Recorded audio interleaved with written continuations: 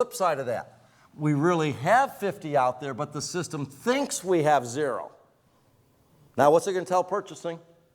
Buy it. And now profitability or customer experience.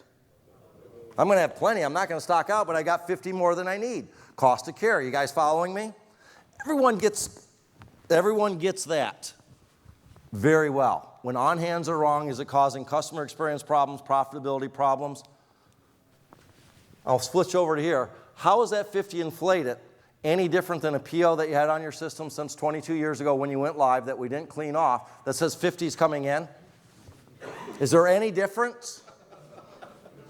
There's absolutely 0 difference between an on-hand being inflated or a bogus incoming PO, warehouse transfer, or work order. Exactly the same issue it's going to cause purchasing. Everyone there? How many keeps their PO system clean? And clean isn't once a month we go look at it. Clean is, I can look at it today for any PO and it's still expected to arrive on whatever date I have said, but it's still live. It's not once a month, it's every day. Now let's raise those hands. That's where you need to be, or your system can't work for you every day. Now later I'll share with you, I'll do it right now. It's so easy to keep them clean daily. And here's the trick. There's 2 different methods we use to clean anything, and I'll call it the dishwasher story. You guys all know the dishwasher story, and you all fit into one of 2 categories if you have a dishwasher. Originally I learned about dishwashers, and they were great, and when did I load the dishwasher? There was either no more counter space to put dirty dishes. The stove oven was full. My grandma taught me that one from Ireland. When guests arrive, you know how to clean up quick. The oven's full of dirty dishes. The counter's full of dirty dishes. Or there's no more clean dishes in my shelf anymore, whichever one it is. But there's dishes everywhere, and no one in my house wants to do that job. Why? Anyone that lives in that world knows it's a 3-day process now. Everyone there, it's gal. We use that for punishment for the kids, just so you know. All right? Now, what's the flip side of this? Get a dish dirty, rinse it off, put it in the dishwasher. You guys with me? Put it in the dishwasher. Never cume it up. And where I'm going is we keep POs clean, orders clean, transfers clean. Very simple. We use good dates, and every day I come in and I say, don't show me all my POs. In this case, show me any POs that were supposed to be here yesterday or the day before. How many POs are going to come up if I'm keeping it clean daily? Maybe 1 or 2. And most days, none, because everything's on track. If you look at it daily and fix it, it'll be a 2 to 3 minutes of your day. Versus, now I got this 3-day process every month, which then you quit doing it and we move over to paper plates. All right? You guys got the story. I keep my open orders, transfers, POs clean on a daily basis for this and other reasons. Now, you knew the bogus incoming, causing customer service issues, telling purchasing don't bring it in, even though that PO from 22 years ago isn't going to arrive. Now again, some of you are laughing. I'm serious. I go into companies all the time that whatever day they convert it over to their system, I have POs, orders, and transfers from that day, and they're not going or coming. What about bogus committeds? Now, bogus incoming could be a PO, work order, or WT. Bogus committeds, what issues does that cause? I got a bunch of orders that are supposed to go out to customers last year, and they're really not going to go, but they're still on our system. Customer service or profit? Tying up inventory that I shouldn't have to, right? So here's where I'm going with this. A lot of us get, hey, we need decent order point, usage, lead time, safety. We need decent line point and EOQ, targets, cost to carry, cost to purchase. I'll show you all that this afternoon. But if you do that and your purchase unavailable isn't reasonable, on hand and paper flow, orders, POs, transfers, and WOs, it's not going to work for you the way you want it to. Everyone there, that's bringing the whole picture together for you, which is our plan this morning. Before the first break, we did the big picture, customer service and profitability. Then after the break, we came in and developed your purchasing model. And if I did a decent job with this, again, it'll come home. You're starting to gather, go, oh, this is that customer experience Grant's talking about. This is that profitability that Grant's talking about. I have full control over both those worlds if I use it right. And then this has to come along for the ride to be with the order point, line point to make it work for me. What are the questions here? I always love asking that at 11:27 because it's getting near lunchtime. Where's Selena? Is she in here still? Oh, she's on a mission. Very good. All right, then let's cover up and do the last few things and get you out of here on a break. So again, when to replenish, what to replenish, and how much. There's still probably some fuzziness up there for some of you, but we'll drive it home over the other day. And it's different than many of you thought. You came in here thinking it worked one way, and you're thinking about it a whole different way this morning of these order points and line points and how they feed things. So here's what we did. It addresses the when, what, and how much.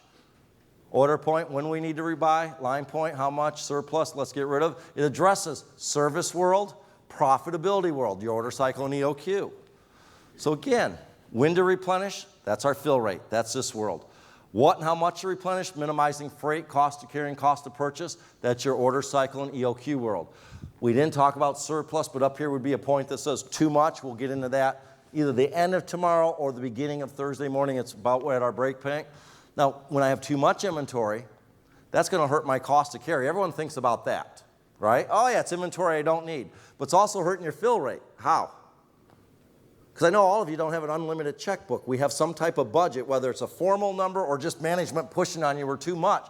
And every dollar we have in something we don't need is a dollar we don't have in something we do need, which is affecting my fill rate. And I watch companies. How many of you measure fill rate? Surplus. How much long-term surplus you have. Now I'm just going to share the ones that you don't measure, and I can guarantee if you go back, when you start measuring this, I guarantee it, unless you've got something behind the scenes you don't know, you're sitting on at least 25% long-term surplus. And what do I define as long-term surplus? It will still be on your shelf 1 year from now. 1 year. Now that could be dead items that don't sell at all. That could be your number 1A item. And you just have a 5-year supply of it and we don't need 5 years. I don't look at rank, I look at too much. You guys following me? Paying 24 cents on the dollar. If you're not out there working that, you have at least 25% of your inventory. Probably 33 to 50% of your inventory is long-term. Will still be there a year from now. My all-time winner, and I forget the exact number, it was on the East Coast. They were up in the 68% or something. That if we closed down the receiving doors, kept selling the way we did 1 year later, 68% of that inventory would have still been on the shelf. And believe me, what you guys are doing when those 25% is tied up in something that you don't need, you're taking the 75% that's left and spinning even quicker because you're trying to get your service and your turns out of it, and it's killing you on both sides, service and profitability. So we'll talk about surplus, but it's hurting both. So again, what do we really need? When we get back, we're going to go through a couple things, but we're going to get into good usage, good lead time. That's what drives a good order point. Good order cycle and EOQ, that's what drives a good line point or our profitability. What's our stock level, purchase net available? And are we using dates to keep it clean? And are we addressing surplus? Because that's really what it comes down to in the inventory world. What do I need to bring in? How much of it? What do I need to get rid of? How do I drive stellar customer experience at the lowest cost to serve?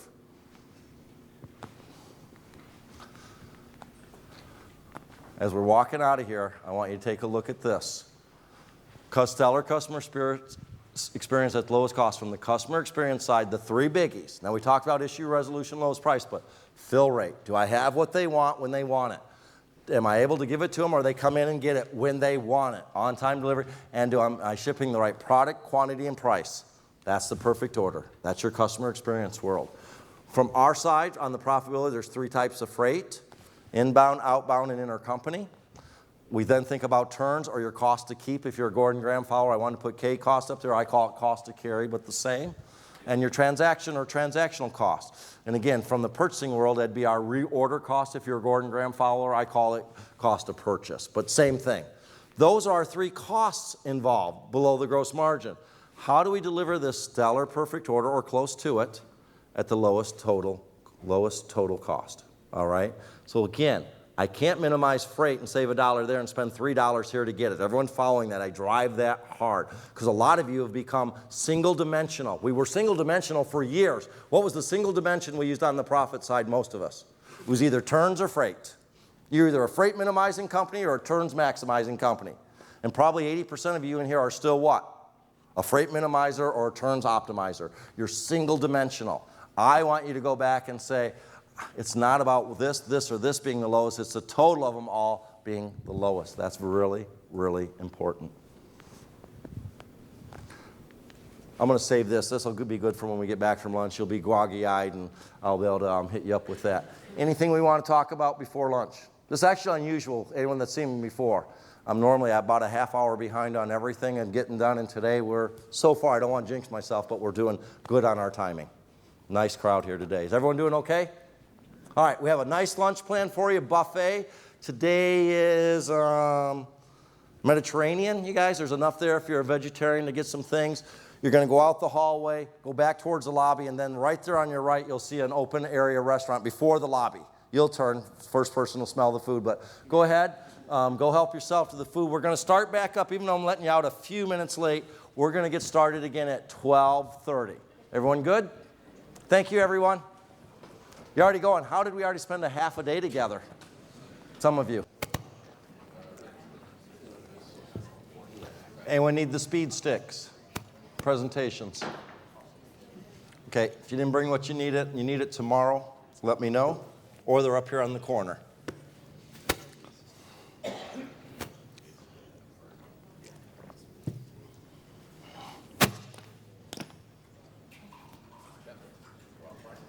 Jeff?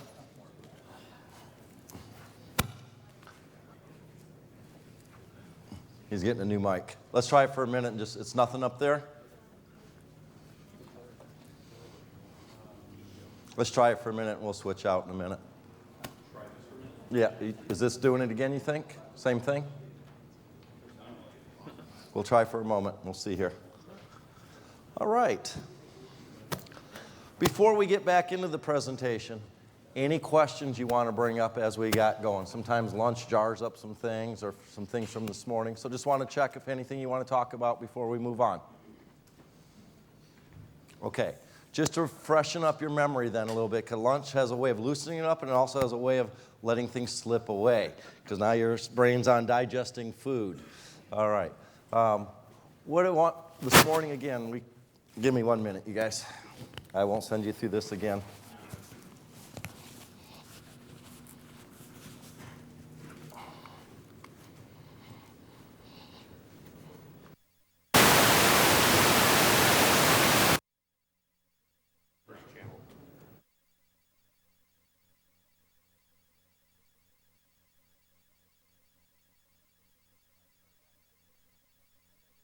Ready, guys and gals, so we'll see where we end up with that. Actually, we plan, you can turn that down a little bit, guys. There we go. We plan that. That just keeps you awake a little bit, those big fuzz balls that come out in between. It's like a cat hairball or something. I'm not quite sure what to call it, but we'll call it that. Anyone have cats? You know what I'm talking about. Okay, so just to bring this morning together before we move on. And again, I'll do it rather quickly. We came in and discussed company objectives. And again, big picture, customer experience, profitability. Particular fill rate and on-time delivery from the purchasing world. And then on the profitability, selling smarter, buying better. Don't give up customer experience from your vendors. But then, how do we minimize freight, cost to carry, and cost to purchase? And some things that I really want to emphasize as we're going through here is we get into this single dimension a lot of times as far as cost. We minimize freight, and we spend a lot more bringing in inventory, or we minimize cost to carry, and we spend a lot more bringing in freight, and a lot of us don't take into account our replenishment world, the transactional cost. I'm going to try it for a minute, and we'll see what happens here, Ferris. Thank you. So anyway, it's about balancing this customer experience with this lowest cost to serve. So again, the big point I want to bring out here is you can have both of those at the same time, but again, you want to minimize the total freight, cost to carry, cost to purchase while you're driving that stellar customer experience. From that, we developed an order point, usage during lead time plus safety stock. All right, and that helps us drive when we need to replenish an item so we have a good fill rate. The whole idea behind order point is it allows me to get down to the point and says if you buy now or transfer, you have enough to meet your customer and branch needs, if you're running a central warehouse, until that arrives. So that's your service world. And then I tried to knock home a couple things there. Often when we stock out, we end up buying more instead of sooner. If you want to prevent stockouts, for the most part, there's things in there, but it's buying sooner, not more. The more is going to cost you cost to carry. So you're actually still going to have the stockouts, and you're going to erode the bottom line even more. All right. Then we took it back up to line point, which was based on order cycle, and that's the milk analogy. How do I know how much to buy?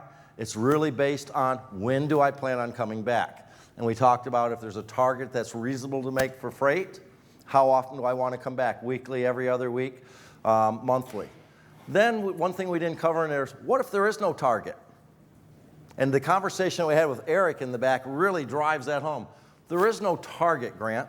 How often should we come back to the vendor? Or the target is so small, we make it every day. Or the target is so large, it'd take us 8 months to make it. So the target becomes a moot point. Now how often should we come back to the vendor? What your infrastructure, I want you to turn your inventory as much as you can, but within the infrastructure of what Eric was talking about. Can purchasing keep up? Can receiving and put away keep up in AP? If you can keep up buying weekly, great. But if you have to slow it down to monthly, you still want to be able to keep up. So again, that's coming in there, what your actual company infrastructure allows you to do. Is that making sense with everyone? All right, perfect. Give me 1 minute. Let's switch this out so we don't kill you guys anymore.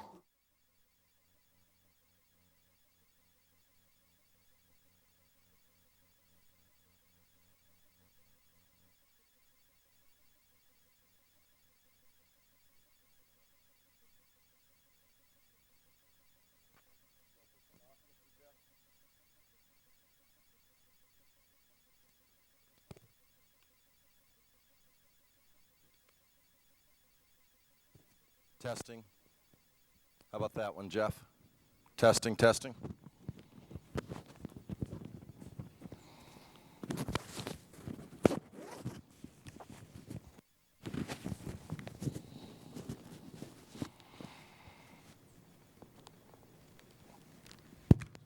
Okay. So now, as we were getting ready to take the break, and I'll just slide back up we covered this again. This is what I'm covering. Fill rate, on-time delivery, accuracy, perfect order, 3 cost factors. But one I want to bring home, and I keep saying it, we're forgetting about this cost of replenishment over it. And again, that's what Eric was bringing up. And what I want to bring home here with this is just to walk you through this a little bit. All right? Back in the 70s, if you go back and look at some history books or something, we would usually purchase about twice a year, every 6 months. Because again, you're walking your warehouse. So this is on average.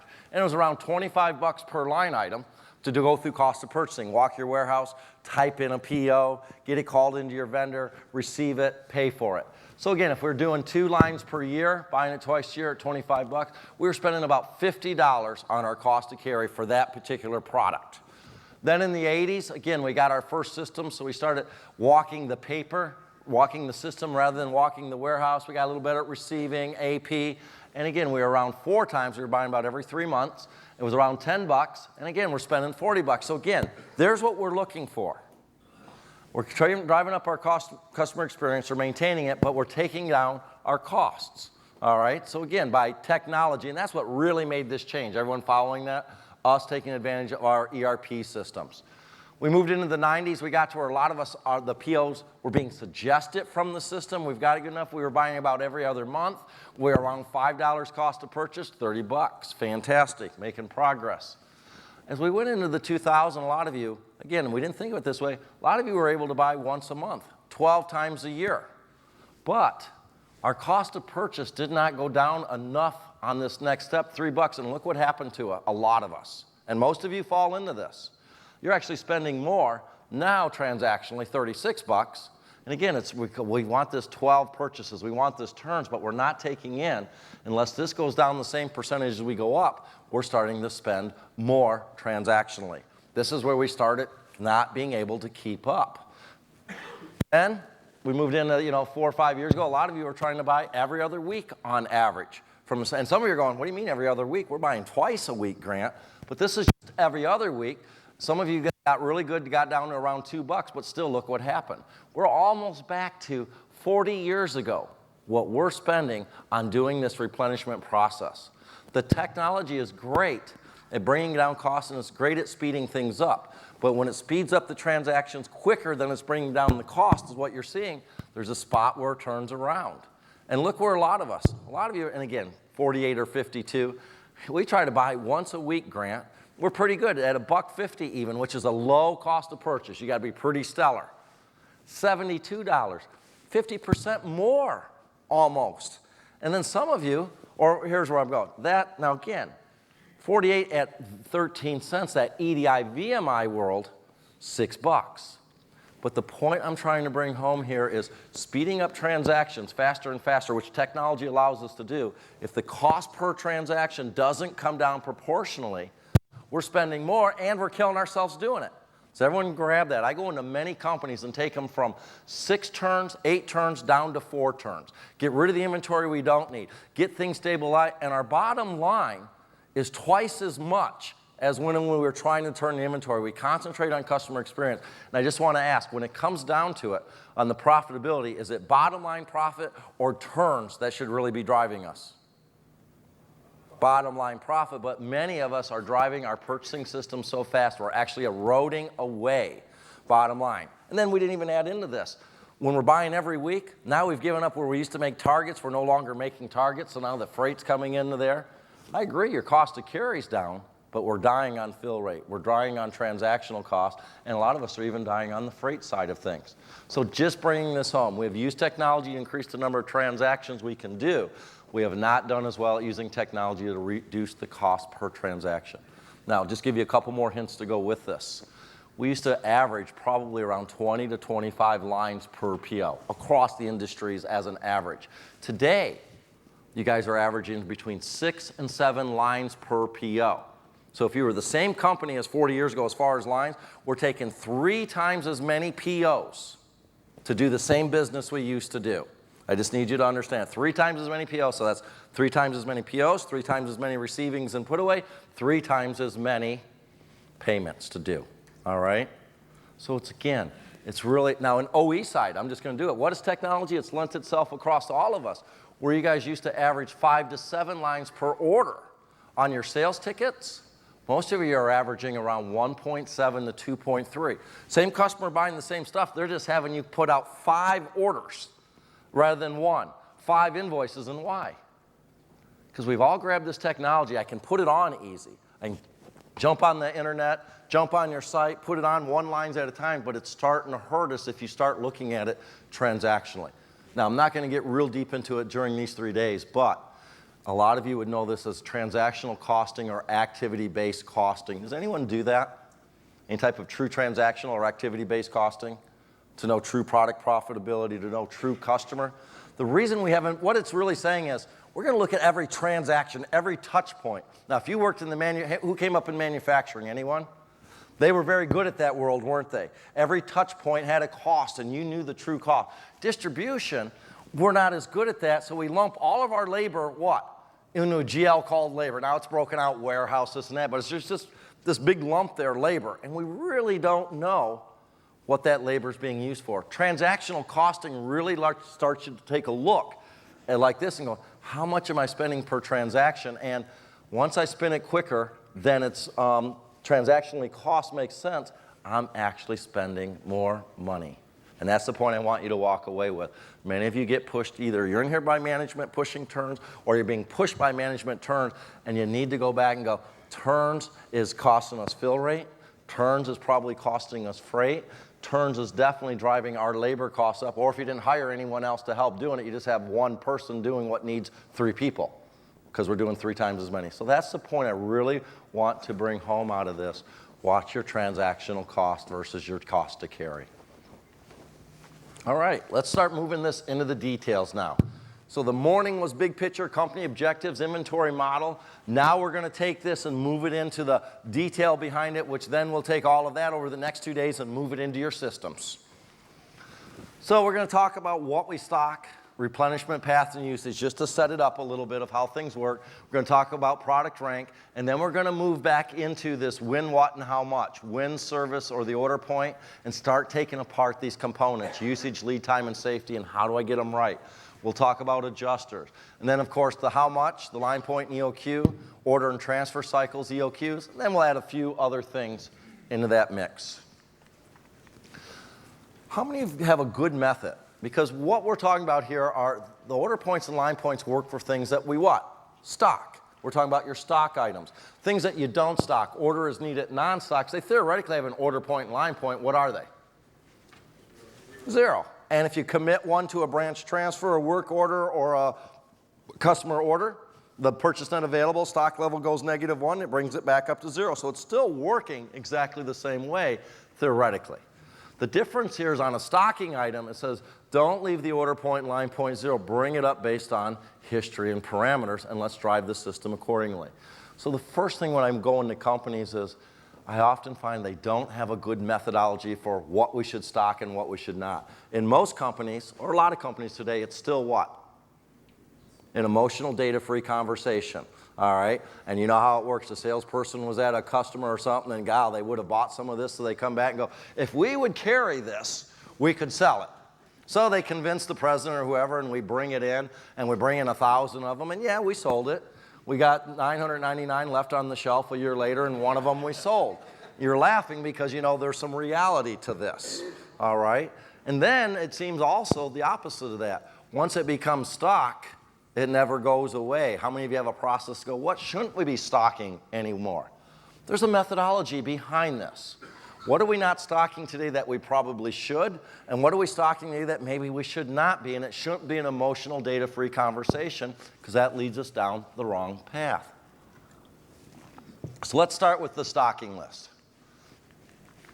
Now, you'll see that I bring 2 factors in a lot.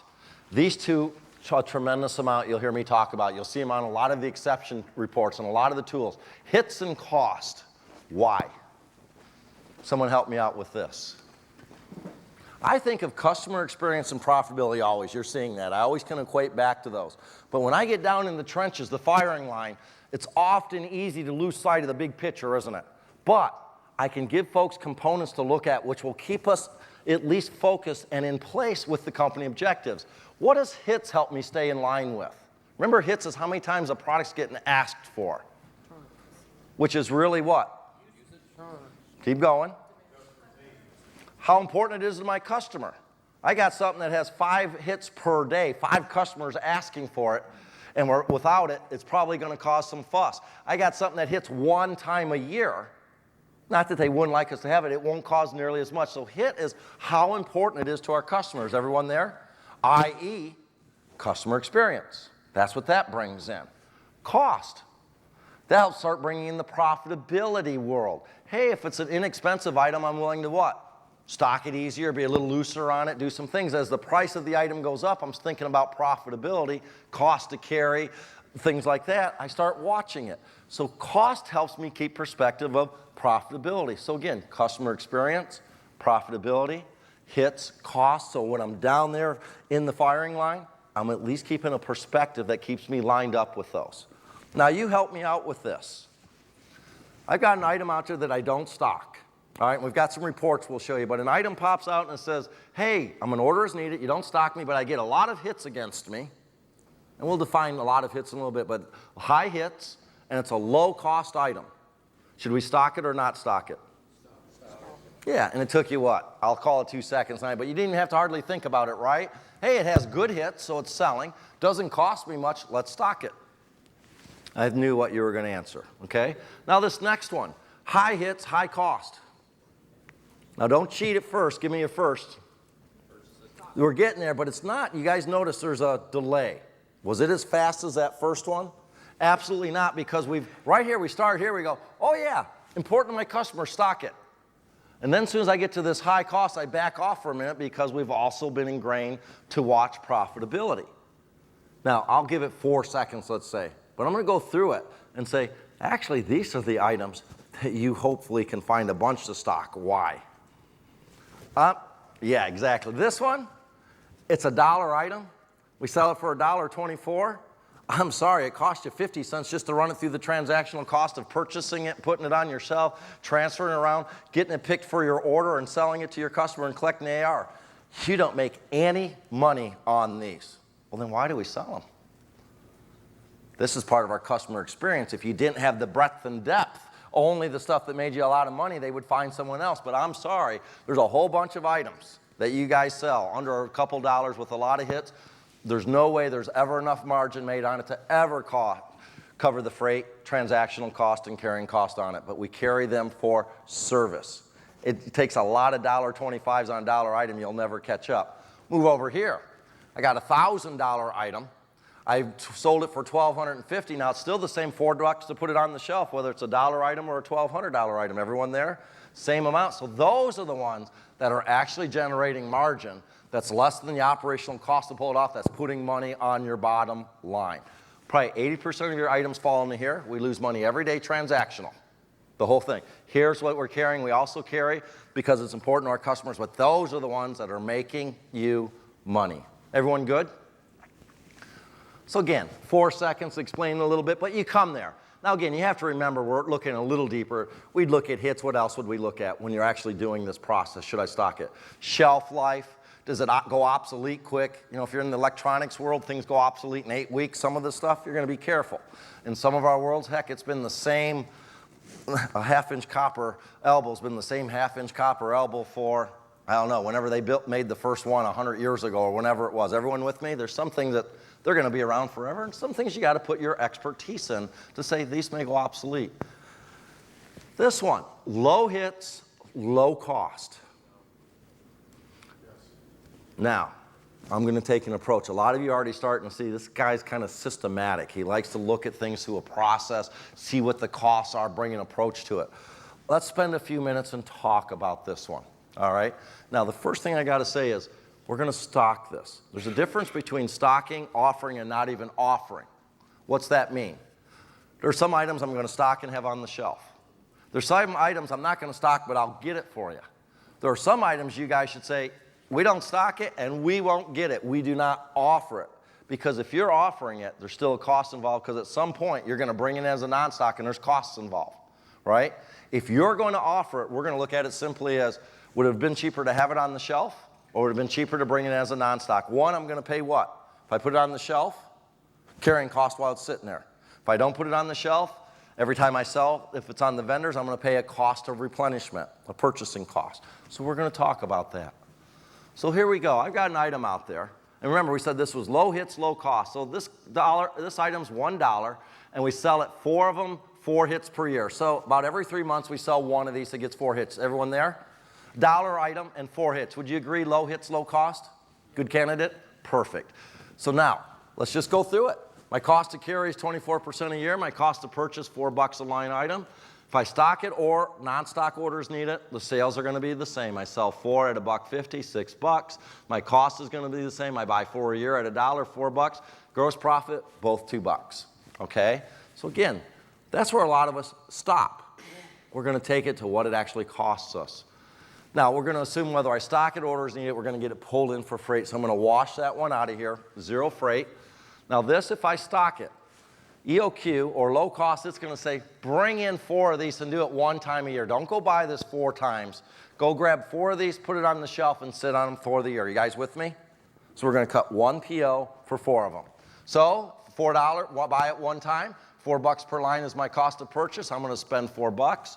What's my cost to carry? Because I put it on the shelf for the whole year. Well, I've got 4 of them times $1, $4. Some of you are going, well, $4 times 24%, Grant, that's not 48 cents, it's 96 cents. But if I bring in 4 on January 1, and I'm selling off the last one on December 31st, what's my average inventory? Went from 4, then to 3, then to 2, then to 1 to 0. You guys following? So my average inventory is really 2 units. 2 units times the 24%, I'm going to spend 48 cents per year to sit on that item throughout the year, 4 units to sell it off. See, Grant, we were right on track. It's going to cost us $2. Well, I'm going to lose $2.48 on this item. Okay? Let's go, so let's make it order as needed. Let's check that out. Freight still 0.